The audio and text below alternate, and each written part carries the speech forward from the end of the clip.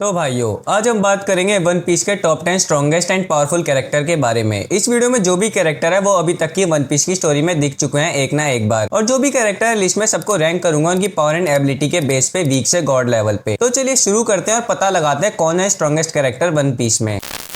Number 10 पे सबसे पहले आता है काइडो द बीस्ट, जो वन पीस वर्ल्ड का स्ट्रॉन्गेस्ट क्रिएचर है और गवर्नर जनरल था बीस्ट पायरेट का, जिसमें 20,000 से भी ज्यादा मेंबर हैं और कुछ बहुत ही ज्यादा स्ट्रॉन्ग कैरेक्टर भी है, क्वीन और किंग जैसे। और काइडो रॉक्स पायरेट का मेंबर भी था और इसकी स्ट्रेंथ और टफनेस इतनी ज्यादा थी कि इसने जब से पायरेसी शुरू करी तो ये 7 बार हारा, फिर भी अपनी लाइफ से बोर हो गया क्योंकि इसे कोई रियल चैलेंज दे नहीं पाया। तो इस बात से तंग आके खुद को ही मारने की काउंटलेस टाइम कोशिश करी पर वो भी नहीं कर पाया। और अगर आप ये सोच रहे हैं कि अगर इसे मरना ही था तो पानी में डूब के क्यों नहीं मरा, तो उसका रीजन ये है कि इसे एक यादगार तरीके से मरना था जिससे इसकी बेइज्जती ना हो। और ऐसा ही होता है, वानो आर्क में काइडो लूफी से हारता है और काइडो का ये भी मानना था जो इसे डिफीट करेगा वो जॉय बॉय बनेगा, और जॉय बॉय से हारना कोई बेइज्जती की बात नहीं है। और इसने तो बस एक रात में लूफी से 3 बार, द 9 रेड स्कैबर्ड से, यामातो से और फर्स्ट जनरेशन के 4 मेंबर से फाइट करी थी। और जितना डैमेज काइडो ने खाया था कोई और होता है इसकी जगह तो सर्वाइव ही नहीं कर पाता, जिससे सब क्लियर है Kaido one of the strongest character है वन पीस में। और इसकी मॉन्स्टर स्ट्रेंथ में इसका साथ इसके डेल फ्रूट ने दिया है जो है उओनोमी मॉडल सेरियो, जो एक mythical zoan type devil fruit है जो काइडो को अलाउ करता है खुद को फुल सर्पेंटाइन, अजूर ड्रैगन या ह्यूमन ड्रैगन हाइब्रिड फॉर्म में बदलने में, जिससे इसकी natural monster strength different level पे चली जाती है। और ये तो तीनों टाइप की हाकी को यूज करने के साथ साथ उनके एडवांस फॉर्म भी यूज कर सकता है जो और भी कम कैरेक्टर कर सकते हैं। और अगर ये अपने प्राइम में होता तो लूफी के बहुत कम चांस थे काइडो को डिफीट करने के। और एक और रीजन था काइडो की डिफीट का जो अभी नेक्स्ट कैरेक्टर में बताता हूँ, और काइडो हारता नहीं तो इस लिस्ट में बहुत ही ज्यादा ऊपर होता। नंबर 9 पे रेड एयर शैंक्स, जो कैप्टन है रेड एयर पायरेट्स का और ये पहले रॉजर के क्रू में था। और योनको में बस एक ऐसा लौता है जिसके पास कोई डेल फ्रूट की पावर नहीं है, फिर भी ये एक योनको है क्योंकि शैंक्स वन पीस के वर्ल्ड में बेस्ट एंड स्ट्रॉन्गेस्ट यूजर है हाकी का। और शैंक्स ने वन पीस के कुछ स्ट्रॉन्गेस्ट कैरेक्टर से फाइट करी है, जैसे काइडो जिसे रोका था माइनफोर्ड वॉर में आने से, और शैंक्स ने तो ड्रैकुल मियोक तक से डेली बेसिस में ड्यूल कर रखी है जो खुद वर्ल्ड स्ट्रॉन्गेस्ट स्वॉर्ड्समैन है। और शैंक्स का एक हाथ नहीं होने के बावजूद शैंक्स ने व्हाइट बियर्ड को टक्कर दिया था और अकाइनो के मैग्मा फिस्ट को अपने स्वॉर्ड से रोका था। और ये रॉजर की तरह डिवाइन डिपार्चर भी यूज कर सकता है जिसके लिए कॉन्करर और आर्मामेंट हाकी का एडवांस वर्जन चाहिए जो शैंक्स के पास है ही। और इसके पास भी काइडो की तरह ऑब्जर्वेशन हाकी का एडवांस वर्जन है फ्यूचर साइट, पर इसकी हाकी को स्पेशल बनाती है इसकी कॉन्करर हाकी का एडवांस फॉर्म जिसे ऑब्जर्वेशन किलिंग भी बोलते हैं, जिसमें शैंक्स अपने प्रेजेंस को कंट्रोल करके रखता है जिससे कोई भी ऑब्जर्वेशन हाकी का एडवांस फॉर्म को यूज करके फ्यूचर नहीं देख सकता। और काइडो ने जब ये बताया था कि उसे कौन कौन डिफीट कर सकते हैं, टक्कर दे सकते हैं, उसमें शैंक्स भी था। और इस लिस्ट में शैंक्स काइडो से ऊपर इसलिए है क्योंकि काइडो ने खुद बोला था एक डेल फ्रूट से ज्यादा इंपॉर्टेंट है हाकी, और काइडो के पास कितनी भी फिजिकल स्ट्रेंथ या स्ट्रॉन्ग ड्राइव फ्रूट है, अगर काइडो से बेस्ट हाकी यूजर फाइट करेगा तो काइडो हारेगा। और हाकी भी रीजन था काइडो की डिफीट का, क्योंकि काइडो ने जब अपना लास्ट फ्लेम फॉर्म में आया था तो कुछ भी काइडो के पास में आएगा तो मेल्ट हो जाएगा, पर लूफी ने तो बजरंगन के साथ में हाकी यूज करा था और तब तक लूफी की हाकी काइडो से ज्यादा स्ट्रॉन्ग हो गई थी गियर 5 के कारण से, तो काइडो हारा। और सबको पता है लूफी से ज्यादा स्ट्रॉन्ग हाकी में शैंक्स है, और काइडो जो 7 बार हारा है लूफी से हारने से पहले उसमें मोस्ट प्रॉब्ली शैंक्स भी होगा। नंबर 8 पे है मंकी डी ड्रैगन, जो most probably one of the strongest character है वन पीस के वर्ल्ड में, और शायद से इतना ज्यादा स्ट्रॉन्ग हो सकता है कि शैंक्स तक को टक्कर दे सकता है, क्योंकि हमें मंकी डी ड्रैगन के बारे में कुछ भी नहीं पता, जो इसे एक बेनिफिट ऑफ डाउट देती है हर चीज में। जैसे ये लीडर है रेवोल्यूशनरी आर्मी का जिनका काम बस वर्ल्ड गवर्नमेंट की नाक में दम करना है। और अभी हमने एगेड में क्या देखा, अगर वर्ल्ड गवर्नमेंट की नाक में कोई दम करता है तो 5 एल्डर खुद उससे मिलने चले जाते हैं। तो आज तक ये ईमू और 5 एल्डर शांत क्यों बैठे हैं रेवोल्यूशनरी आर्मी के लिए? कुछ तो खास बात है मंकी डी ड्रैगन में जो इसे एक बहुत ज्यादा मिस्टीरियस कैरेक्टर बनाती है। और इसके पास कॉन्कर हाकी भी है जो बात माइनफोर्ड में कंफर्म हो चुकी है। जब लूफी कॉन्कर हाकी यूज करता है तो गार बोलता है लूफी के पास भी कॉन्कर हाकी है, तो ये बात तो अभी तक सबको पता ही चल गई होगी। हाकी बाप से बेटे में जाती है, और लूफी का बाप ड्रैगन है और ड्रैगन का बाप मंकी डी गार। और जैसे लूफी के पास सारी हाकी और उनके एडवांस वर्जन यूज कर सकता है तो ड्रैगन भी कर सकता होगा ये सब। और ड्रैगन के पास डेविल फ्रूट की पावर भी हो सकती है, जैसे कि ड्रैगन के पास रेन गॉड डेविल फ्रूट की पावर होगी जिसका कुछ कनेक्शन विंड और स्टॉर्म से होगा, क्योंकि जब भी ड्रैगन हमें दिखता है तब वेदर खराब हो जाता है इसके आसपास। वैसे कुछ भी हो, कैसी भी पावर है मंकी डी ड्रैगन के पास, जिस दिन इसने अपनी पावर दिखा दी उस दिन पूरा वन पीस हिल जाएगा। नंबर 7 पे सेंगोकू द बुद्धा, जो फॉर्मर फ्लीट एडमिरल था मरीन का और माइनफोर्ड वॉर के बाद रिटायर होकर मरीन के लिए इंस्पेक्टर जनरल बन गया। और जब ये फ्लीट एडमिरल था तो इसके पास पूरे मरीन पे कमांड थी, जैसे कि बस्टर कॉल करना, किसी को भी वॉरलॉर्ड का टाइटल देना या टाइटल ले लेना। और इसके ऊपर बस कॉन्ग, 5 एल्डर और ईमू थे। और जब रॉजर अपने पीक पे था तो सेंगोकू और गार्पी थे मरीन की तरफ से, जो रॉजर और व्हाइट बियर्ड जैसे स्ट्रॉन्ग पायरेट को टक्कर दे सकते थे। और काइडो और शैंक्स भी प्राइम सेंगोकू के सामने बहुत वीक थे। और जब शिक्की 24 ईयर्स पहले माइनफोर्ड में आया था तो सेंगोकू और गार्पी गार्प ने साथ में फाइट करी थी जिससे मरीनफोर्ड आधा डिस्ट्रॉय हो गया था। और जब 79 ईयर्स का था सेंगोकू तब भी इसने फुजितोरा सुरु के साथ मिलकर जैक को डिफीट करा था जो बीस्ट पायरेट का one of the strongest member था। और इसने तो मरीनफोर्ड वॉर में गार्प को रोका था जो बहुत ही ज्यादा गुस्से में था, जो काम उस टाइम में इसके अलावा कोई और कर ही नहीं सकता था। और ये भी तीनों टाइप्स की हाकी को यूज कर सकता है। वैसे सेंगोकू तो बहुत ही ज्यादा स्ट्रॉन्ग है, पर जो इसका डेल फ्रूट है वो सेंगोकू को एक डिफरेंट लेवल पे लेके जाता है, क्योंकि सेंगोकू ने मिथिकल जुआन टाइप डेल फ्रूट हितो इतोनोमी मॉडल डाइबोत्सु को खाया है, जिससे सेंगोकू खुद की व्हील से जाइंट गोल्डन बुद्धा या ह्यूमन बुद्धा हाइब्रिड फॉर्म में बदल सकता है, जिसके एक पंच से सेंगोकू ने ब्लैक बेल्ट पायरेट के बहुत सारे मेंबर को हवा में उड़ा दिया था। वैसे सेंगोकू को जितना स्ट्रॉन्ग दिखाना चाहिए था हमें दिखाया नहीं, पर सेंगोकू एक लेजेंड था तो इसे कोई रिकॉग्नाइजेशन की जरूरत नहीं है। खुद गोल्डी रॉजर और व्हाइट बेल्ट इसकी वैल्यू करते थे।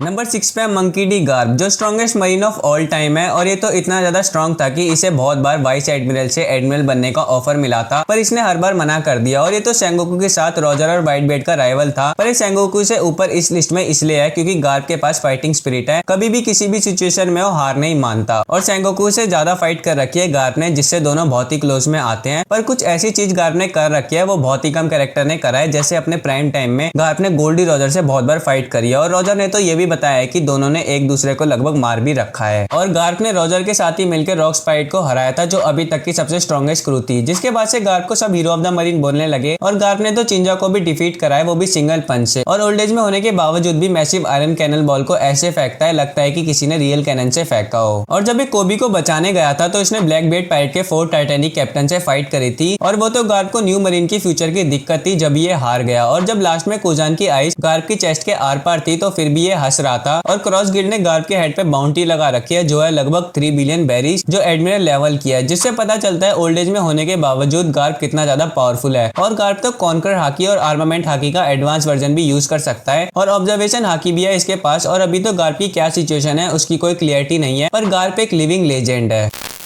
नंबर 5 पे एडवर्ड न्यूगेट, जिसे हम आमतौर पे व्हाइट बेल्ट के नाम से जानते हैं, जो है strongest man in the world. और ये कैप्टन भी था व्हाइट बेल्ट पायरेट्स का। और ये तो रॉजर की डेथ के बाद क्लोजेस्ट मैन था वन पीस के लिए। और ये चाहता तो इजिली नेक्स्ट पायरेट किंग बन जाता। और व्हाइट बेल्ट भी पहले रॉक्स पायरेट का मेंबर था। और व्हाइट बेल्ट ने वन पीस के बहुत ही ज्यादा स्ट्रॉन्ग कैरेक्टर से बैटल करी है। उसमें गोल्डी रॉजर, जिसका तो ये राइवल था, और दोनों लगभग इक्वल लेवल पे ही थे स्ट्रेंथ के मामले में। और व्हाइट बेल्ट ने मरीन की तरफ से सेंगोकू, मंकी डी गार्प से भी बहुत बार फाइट करी है। और कोजुकी ओडन से भी फाइट कर रखी है। और जब ये अपनी ओल्ड एज में था तो इसे लाइफ सपोर्ट और मेडिसिन खा के जिंदा रहना पड़ा था। तब भी जब एस को बचाने के लिए मरीनफोर्ड गया तो मरीन ने बस व्हाइट बेल्ट पायरेट को रोकने के लिए अपनी पूरी मरीन फोर्स 7 वॉरलॉर्ड ऑफ सी को इकट्ठा करा था। फिर भी व्हाइट बेल्ट सब पे भारी था। और अगर व्हाइट बेल्ट चाहता तो वॉर को एक ही झटके में खत्म कर सकता था अपने डेल फ्रूट की पावर से, क्योंकि व्हाइट बेल्ट ने स्ट्रॉन्गेस्ट पैरामीशा टाइप डेल फ्रूट गुरागुरानोमी खा रखा है, जिससे मैसिव शॉकवेव बना सकता है जो अर्थक्वेक जैसे काम करती है। और अपने डेल फ्रूट की मैक्स पावर यूज करता तो वर्ल्ड को खत्म कर सकता था, जो बस व्हाइट बेल्ट ने इसलिए नहीं करा क्योंकि इसे अपनी फैमिली इंपॉर्टेंट थी। और व्हाइट बेल्ट का डेल फ्रूट ही रीजन है जिसके कारण से गार्प से ऊपर है, वरना गार्प भी रॉजर के लेवल पे था स्ट्रेंथ के मामले में। और व्हाइट बेल्ट भी तीनों टाइप्स की हाकी को यूज कर सकता है, जिसमें से आर्मामेंट और कॉन्कर हाकी का एडवांस वर्जन यूज कर सकता था। और मांगा में तो व्हाइट बेल्ट का सर का आधा साइड खत्म था और बॉडी में 2 बड़े छेद थे। फिर भी व्हाइट बेल्ट की बॉडी गिरी नहीं और सीधे खड़े हुए इसकी डेथ हो गई, जो साफ साफ दिखाता है व्हाइट बेल्ट कितना ज्यादा स्ट्रॉन्ग और प्राइड वाला पायरेट था वन पीस की हिस्ट्री में। और योनको में भी सबसे ज्यादा स्ट्रॉन्ग था। और अगर आपको सारे योनको के बारे में जानना है तो मैंने आई कार्ड और डिस्क्रिप्शन में वीडियो डाल रखी है, इस वीडियो के बाद देख लेना।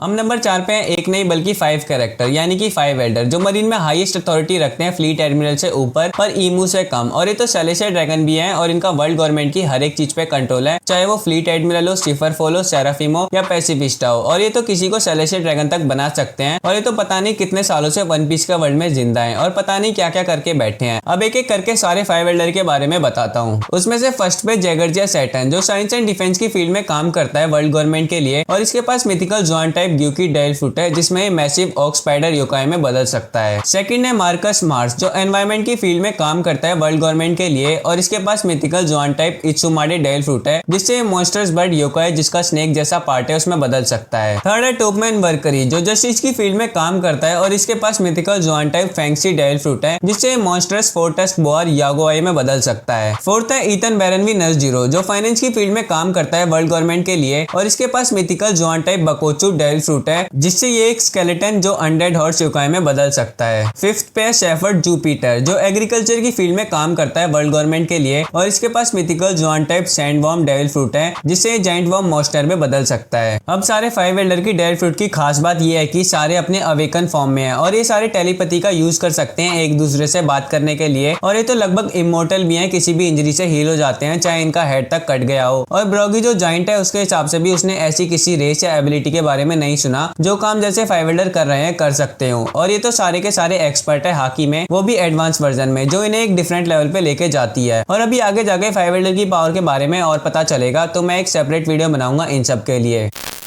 अब नंबर 3 पे गोल्डी रॉजर, जो कैप्टन था रॉजर पायरेट का और पायरेट किंग भी है, जिसे one of the strongest pirate of all time मानते हैं वन पीस में। और पायरेट किंग होने की वजह से ही हाईएस्ट स्टेटस है वर्ल्ड के सारे पायरेट में, यहाँ तक कि मरने के बाद भी, जिससे गोल्डी रॉजर की truly large and highest bounty 5,564,800,000 berries की बाउंटी दिखाती है, जो सबसे ज्यादा है अभी तक की वन पीस के वर्ल्ड में। और बाकी के ऑलमोस्ट सारे पावरफुल कैरेक्टर के पास डेविल फ्रूट है वन पीस में, पर रॉजर के पास कोई डेविल फ्रूट भी नहीं है, जो रॉजर को और इंप्रेसिव बनाती है। और रॉजर ने वन पीस के वर्ल्ड में बहुत सारे स्ट्रॉन्ग कैरेक्टर से फाइट करी है, उसमें अभी मैंने वीडियो में पहले ही बता दिया है सेंगोकू, गार्पर, व्हाइट बियर्ड। और रॉजर ने तो ओडन और शिकी से भी फाइट करी है, और अभी तक का सबसे बड़ा राइवल रॉजर के लिए था रॉक डी जीबैक, जिसे रॉजर ने गार्प के साथ मिलकर गॉड वैली में डिफीट करा था। और रॉजर के पास कुछ स्पेशल एबिलिटी भी थी, जैसे वॉइस ऑफ ऑल थिंग, जिससे इनएनिमेट ऑब्जेक्ट से सी की वॉइस सुन सकता था। और इसी एबिलिटी से रॉजर ने रोड पोनिक्लिफ कलेक्ट करा था, जिससे फिर ओडन पड़ता था। और गोल्ड रॉजर इमेंस स्किल और पावरफुल शॉट्समैन है, जिसकी वजह से हाकी के साथ तो रॉजर ने इक्वल क्लैश करा था व्हाइट बियर्ड के साथ। और रॉजर भी आर्मामेंट और कॉन्कर हाकी यूज कर सकता था, और उनके एडवांस फॉर्म भी और ऑब्जर्वेशन हाकी भी था रॉजर के पास। और मैंने रॉजर को 5 एल्डर से ऊपर इसलिए रखा है क्योंकि अभी जो 5 एल्डर को डिफीट कर सकते हैं उन सबसे ज्यादा स्ट्रॉन्ग रॉजर है, तो 5 एल्डर से ऊपर आना बनता है रॉजर का। वो तो रॉजर को इनक्यूरेबल बीमारी हो गई थी, जिसके कारण से इसने खुद को मरीन को सरेंडर कर दिया और एग्जीक्यूटेड हो गया। और गोल्डी रॉजर ये अभी के सारे अच्छे पायरेट के लिए मिसाल, जिसकी राह पे अपना लूफी भी निकल चुका है।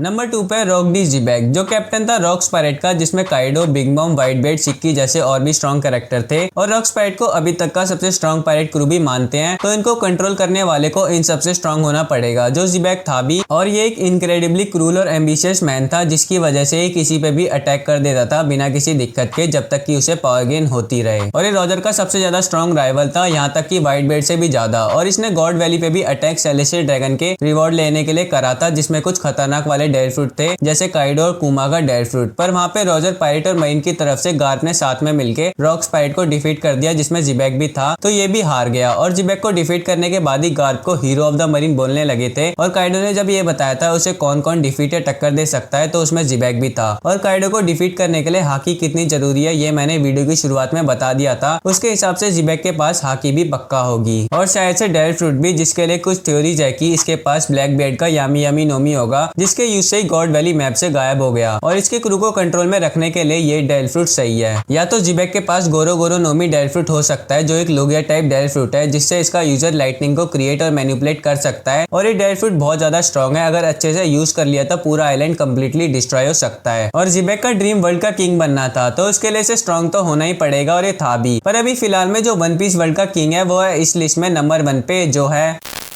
ईमू। सुप्रीम लीडर है वर्ल्ड गवर्नमेंट का, जो एम्प्टी थ्रोन में बैठता है। और 5 एल्डर भी इसकी सारी बातें मानते हैं, चाहे कुछ भी हो जाए। और ईमू के एग्जिस्टेंस को भी छुपा के रखा है वर्ल्ड गवर्नमेंट के अंदर ही, ताकि किसी को भी पता ना चले कि एक सिंगल रूलर है वर्ल्ड का। और नेफ्रातारी कोबरा ने तो ये भी बोला है कि ईमू का कनेक्शन है first 20 founder of world government से, जिन्होंने वर्ल्ड गवर्नमेंट को बनाया था 800 साल पहले। तो अब क्या ईमू 800 साल से जिंदा है? तो ऐसा हो भी सकता है और नहीं भी, क्योंकि जैसे मैंने अभी 5 एल्डर में बताया कि ये लगभग इमोर्टल है, ऐसा ईमू के साथ भी हो सकता है। और हो सके तो कुछ एक्स्ट्रा एबिलिटीज भी होंगी इसके पास, जिससे अभी तक ईमू जिंदा है। और ये 5 एल्डर से भी ज्यादा क्रूल है, क्योंकि ईमू ने वेगापंक का वेपन मदर फ्लेम को टेस्ट करने के लिए लुलुसिया किंगडम को ही खत्म कर दिया था, और अपनी सीक्रेसी को बचाने के लिए मास डिस्ट्रक्शन भी करवा सकता है। और जब कोबरा ईमू को देख लेता है तो 5 एल्डर और ईमू कोबरा को मार देते हैं। और जब साबू ईमू को देख लेता है तो और ज्यादा गुस्सा हो जाता है। और ईमू के पास डेविल फ्रूट भी है, क्योंकि जब साबू ईमू को देख लेता है तो 5 एल्डर और ईमू को अपने डेविल फ्रूट के शैडो फॉर्म में आते हैं, जिसमें से ईमू एक बहुत बड़े बीच में बदल जाता है। जो इस फॉर्म में साबू जो वन ऑफ द स्ट्रॉन्गेस्ट लोगे टाइप डेल फ्रूट यूजर है उसके फायर को कंज्यूम कर लेता है। और इस फॉर्म में ईमू की एक शार्प टेल भी है जिससे साबू को मारता है तो साबू तक इंजर्ड हो जाता है। और ईमू के पास भी सारे फायर बिल्डर की तरह ही अवेकन मिथिकल डेल फ्रूट होगा जो योकाई के बेस पे हो सकता है। और most probably one of the strongest devil fruit भी। और ईमू के पास भी हाकी होगा, वो भी सबके एडवांस फॉर्म। और ईमू ही है जो वन पीस में लूफी के सामने फाइनल विलन बन के आएगा। तो भाइयों ये वीडियो यहीं तक थी। मैंने इस वीडियो में बहुत से स्ट्रॉन्ग कैरेक्टर को ऐड नहीं करा है जिन्हें मैं इस वीडियो के नेक्स्ट पार्ट में ऐड करूंगा अगर इस वीडियो पे 200 लाइक्स आते हैं तो। और अगर आपको वीडियो पसंद आई है तो कमेंट करो, चैनल पे नए हो तो सब्सक्राइब करो। मैं मिलता हूँ आपसे नेक्स्ट वीडियो में। सायोनारा।